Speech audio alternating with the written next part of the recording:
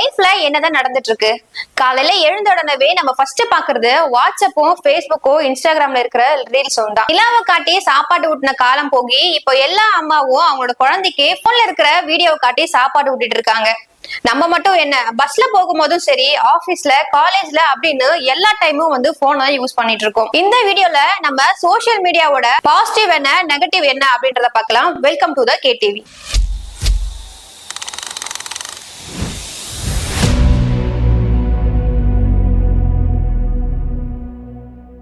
ஒரு காலத்துல நம்ம காலையில எழுந்துடனவே டீயோ இல்ல காஃபியோ, நியூஸ் பேப்பர் படிக்கிறதோ இல்ல பக்கத்துல இருக்கிறவங்க குரலை கேட்டுட்டு இருக்கிறதா தான் வந்து நம்மளோட ரொட்டீனா இருந்துட்டு இருந்துச்சு. ஆனா இப்போ நம்ம கண்ணை முழிக்கிறதுக்கு முன்னாடியே மொபைல் போனை கையில எடுத்துட்டு அதுக்கப்புறம் இன்ஸ்டாகிராம் ஓபன் பண்ணி ரீல்ஸ பாக்குறது, வாட்ஸ்அப்ல இருக்கிற மெசேஜுக்கு ரிப்ளை பண்ணிட்டு நம்ம வேலைகளை ஸ்டார்ட் பண்றோம். சோசியல் மீடியா இப்போ ஒரு என்டர்டைன்மெண்டா இல்ல, எல்லாருடைய லைஃப் ஸ்டைலா அது மாறிட்டு இருக்கு. நம்மளோட எமோஷனல் கனெக்ட், நம்மளோட ஸ்ட்ரெஸ் ரிலீஃப், போர்டம், நம்மளோட பர்சனல் ஐடென்டிட்டி அப்படின்னு எல்லாமே வந்து சோசியல் மீடியா கிட்ட இருக்கு. இப்பெல்லாம் வாட்ஸ்அப்ல ஸ்டேட்டஸ் வச்சு விஷ் பண்ணாதான் பர்த்டே விஷ் பண்ணாதான் அர்த்தம். அது மட்டும் இல்லாம நம்ம லவ் பண்ற பையனுக்கும் சரி பொண்ணுக்கும் சரி லவ் வீடியோவை ஷேர் பண்ணாதான் ஐ லவ் யூன்ற வார்த்தை உண்மை அப்படின்ற அளவுக்கு நம்பிட்டு இருக்காங்க. நம்ம ஒரு குரூப்ல போட்டோவை ஷேர் பண்ணதுக்கு அப்புறம் தான் நான் இவங்களை மீட் பண்ணிருக்கேன் அப்படின்றத தெரிஞ்சுக்கிற அளவுக்கு இருக்கு. மேரேஜ், ஜாப், அச்சீவ்மெண்ட் அப்படின்னு இது எதுவுமே விடுறது கிடையாது. போஸ்ட், ஸ்டோரி, ஹேஷ்டேக் அப்படின்னு எல்லாத்துலயுமே நம்ம செலிப்ரேட் பண்ணிட்டு இருக்கோம். ஒரு விஷயத்த நம்ம ஃபீல் பண்றதுக்கு முன்னாடியே அந்த விஷயத்த நம்ம ஸ்னாப்ல ஸ்ட்ரீக்ஸாவும், இன்ஸ்டால ஸ்டோரியாவும், வாட்ஸ்அப்ல ஸ்டேட்டஸா வைக்கிறதுக்கு தான் நம்ம போக்கஸாவே இருக்கும். உண்மையா நம்ம நம்மளோட லைஃப நமக்காக தான் வாழ்றோமா இல்ல அதை மத்தவங்களுக்கு காட்டுறதுக்காக வாழ்றோமா அப்படின்னு பார்த்தா, சிம்பிளா சொல்லணும் அப்படின்னா நம்மளோட ரியல் லைஃப் ஸ்டைல் வந்து ஸ்லோவாகி நம்மளோட டிஜிட்டல் லைஃப் வந்து ரொம்ப ஃபாஸ்ட் ஃபார்வர்டா ஆகிருக்கு அப்படின்னு சொல்லலாம். நாள் முழுக்க யாருமே கால் பண்ணலன்னா கூட பரவாயில்ல, ஒரு 100 ஸ்ட்ரேஞ்சரோட வீடியோவை நம்ம கண்டிப்பா பாத்துடுறோம். நம்ம வீட்டுல இருக்கிற குழந்தைங்க பேசுறத இன்ட்ரெஸ்ட் காமிக்காதவங்க கூட ஏதோ ஒரு மீம் பேச இருக்கிற குழந்தைய பார்த்து ஹார்ட்டை இமோஜ் அமைச்சிட்டு இருக்காங்க.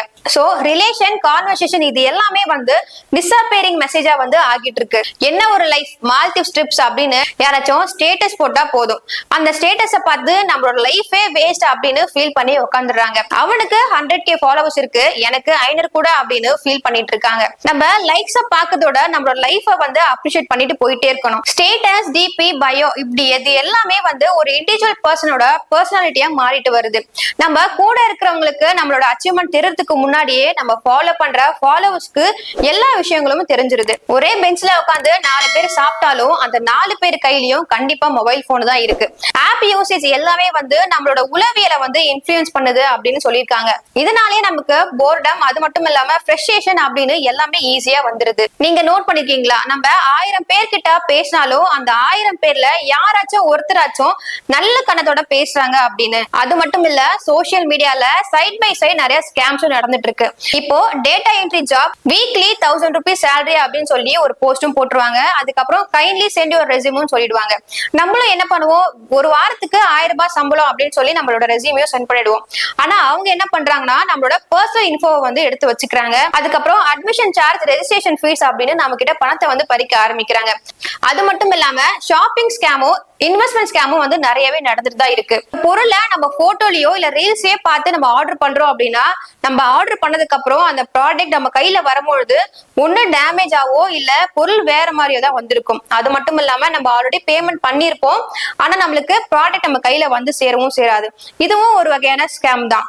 நீங்க 500 ரூபாய் இன்வெஸ்ட்மெண்ட் பண்ணீங்க அப்படின்னா உங்களுக்கு 5000 ரூபாய் வந்து ப்ராஃபிட் கிடைக்கும் அப்படின்னு சொல்லி கிரிப்டோ பெட்டிங் ஆப் அப்படின்னு டெலிகிராம்ல, இன்ஸ்டாகிராம்லயும் சரி நிறைய ஸ்கிரீன்ஷாட்டை வந்து ஷேர் பண்ணி அது மூலமா நம்ம கிட்ட பணத்தையும் பறிச்சுட்டு இருக்காங்க.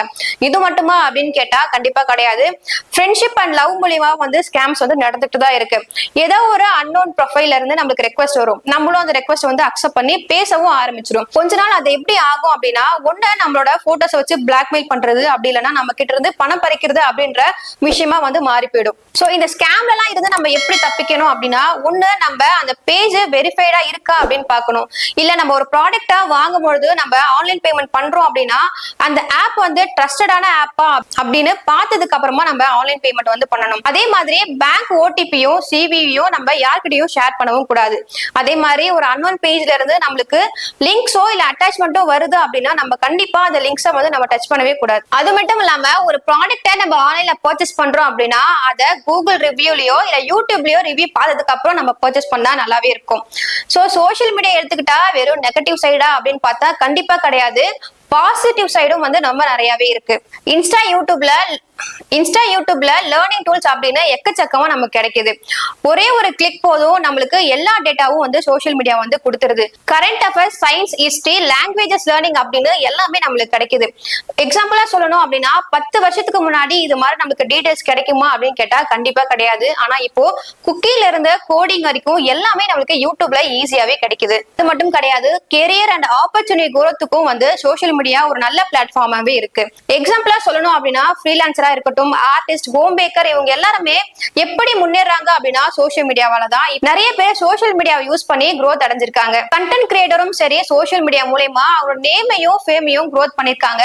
சோசியல் மீடியா மூலமா பணம் சம்பாதிக்கவும் ஆரம்பிச்சாங்க.